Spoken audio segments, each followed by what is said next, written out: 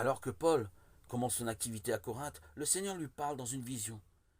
Quel réconfort précieux pour l'apôtre préoccupé. Le Seigneur lui dit de ne pas craindre, de ne pas se taire, parce que je suis avec toi. De plus, pour engager son serviteur à ne pas avoir de crainte, le Seigneur lui donne un encouragement tout à fait surprenant et remarquable. J'ai un grand peuple dans cette ville.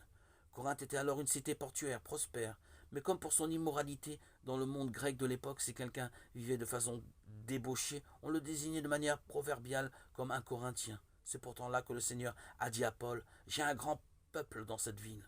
Combien il est touchant de voir que le Seigneur nous a choisis et aimés avant la fondation du monde. Éphésiens 1,4. Il connaissait ceux qui seraient à lui avant qu'il soit sauvé. Cela n'annule pas la nécessité de prêcher l'évangile ni notre responsabilité de croire son message. Le Seigneur a dit en effet à Paul de parler, de ne pas se taire. L'évangile devait être proclamé. Blasés, desséchés par les péchés, les Corinthiens étaient mûrs pour l'évangile.